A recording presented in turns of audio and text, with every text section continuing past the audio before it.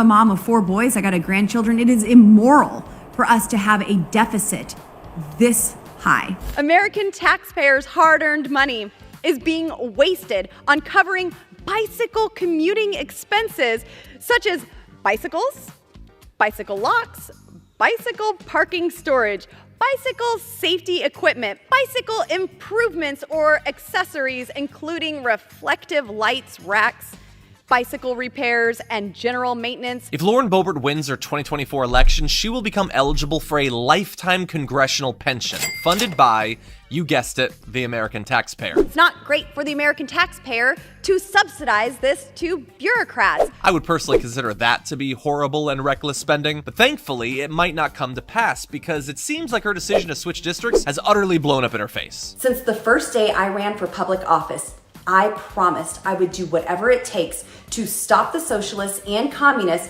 from taking over our country. That means staying in the fight, but it also means not allowing Hollywood elites and progressive money groups to buy the 3rd district, a seat that they have no business owning. I will not allow dark money that is directed at destroying me personally to steal this seat. It's not fair to the 3rd district and the conservatives there who have fought so hard for our victories, of which I'm incredibly grateful. Number 1, Jerry Sonnenberg got 22 votes. Number 2, Mike Lynch with 20 votes. Number 3, Deborah Flora with 18 votes. Number 4, Richard Holtorf with 17 votes.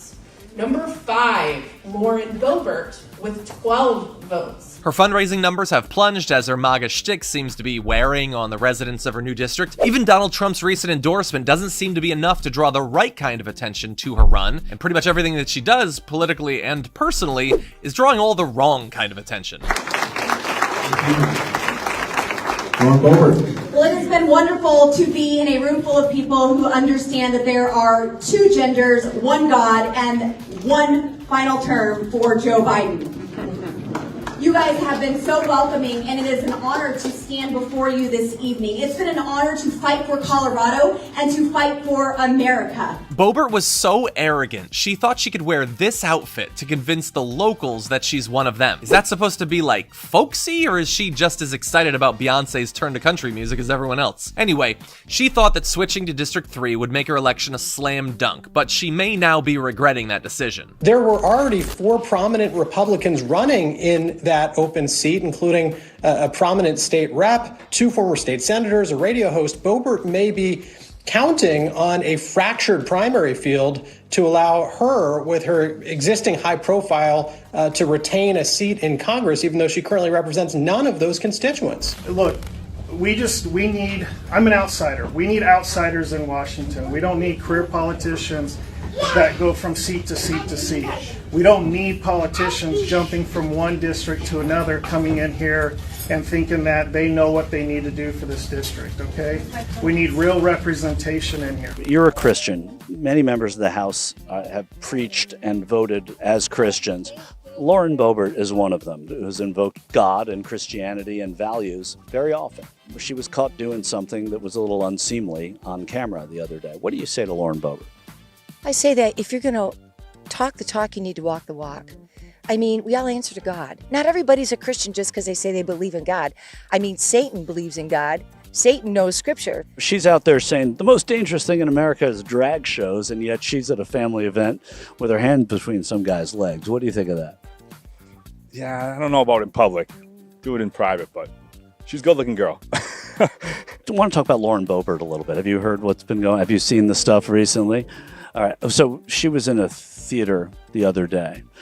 This is a person who said that drag shows are the most dangerous thing in America, and she's at a family event, and she's basically got her hand between some guy's legs and caught on camera. What do you think about that hypocrisy? I mean, here's the deal. I think at the end of the day, we can all be hypocrites at certain times in our lives. And, you know, for me, God saved that in me and, you know, understanding what's right and what's wrong and leading my life through faith and choosing not to do those things.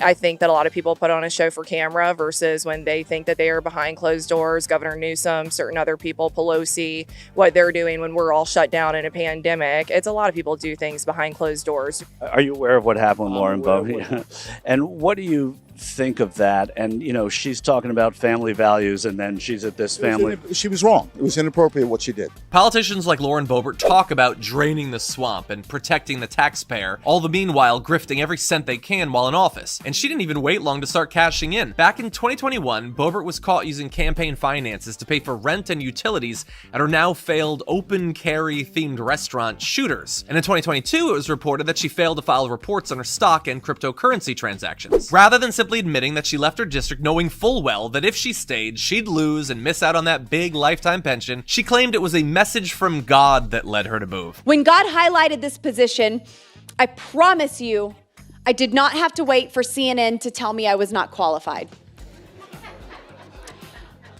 I was the very first one to say, God, I think you have the wrong person. I argued with God for about 3 days.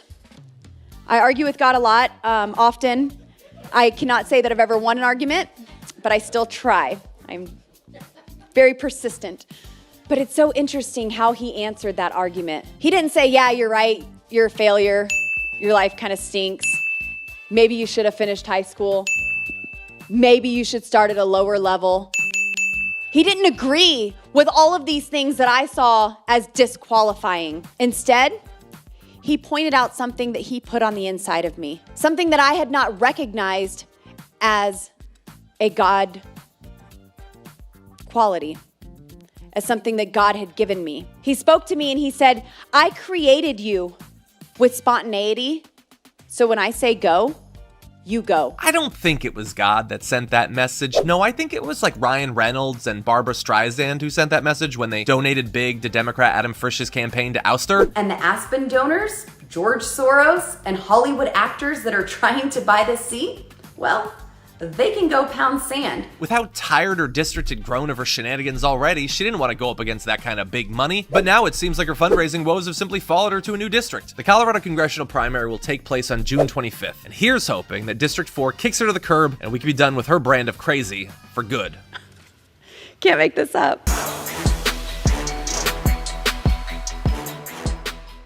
Thanks for watching our video. Did you know that you can support our show by becoming a subscriber? Just click the subscribe button and also ring the bell so that you get notifications when we're live or when we post new content.